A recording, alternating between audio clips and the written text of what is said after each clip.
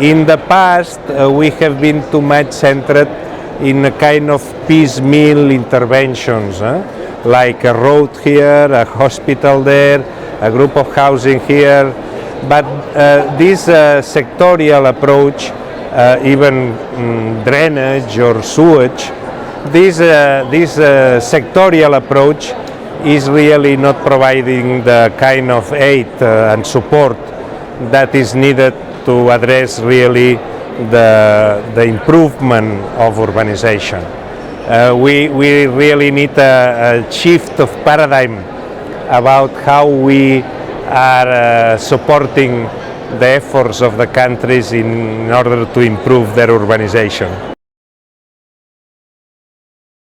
If you talk to most of the networks that are part of Cities Alliance or UN Habitat or the World Bank or any of these organizations, they will tell you that we have a large number of very powerful women who not only represent themselves but the slum dwellers constituency. To say that we are not just poor people wanting aid from you, but we are very important drivers of development. Because the cities of tomorrow are going to have more poor people for a very long time before good development transforms everybody's lives. So unless poor people participate very centrally in solution developments, cities are not going to work for everybody. The question really is, these people that move from villages to cities looking for a better life for themselves and their children and their families, what kind of life do they really get in these cities? When they come to the cities, they are forced to live in informal settlements such as slums or shanty towns. And in these spaces, their situation is even more insecure because they do not have a legal right to reside there.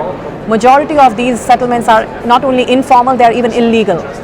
So these people they live under a fear of eviction. They can be asked any time to leave. And so imagine living in that fear in your life without knowing if tomorrow you will have a roof over your head or not.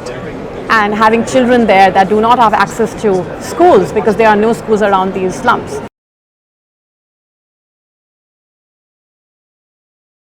We believe that poor people have to be organized at very large numbers to get the attention of our municipalities and our governments, and that within that process we need a strong participation of women, because the issue of habitat, neighborhoods, housing is a women's issue.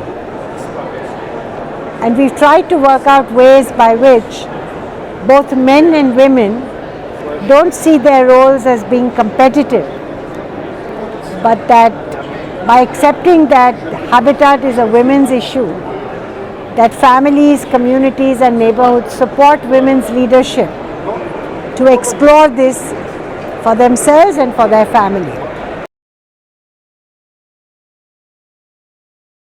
Not only in many countries there is no legal framework, but even if that framework exists, the customary law, so the families and the societal pressure forces them to actually let go of their right.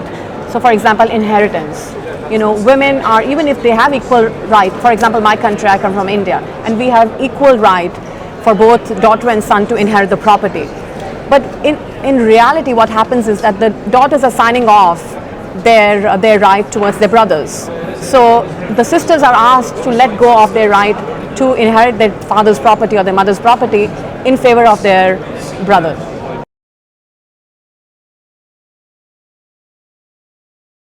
Too often, the central government pretends that the outcome of urbanization is not related to the national policies, and then they tend to pass the responsibility to the local government.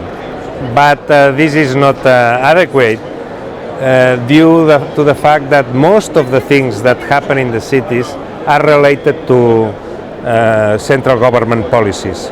For example, the level of capacity of local authorities, or the level of decentralization, or the level of financial support to the cities is decided not at the city level but at the national level. Then there's no such a thing as a good urban outcome without serious undertaking of responsibility both by the central government and by the local government.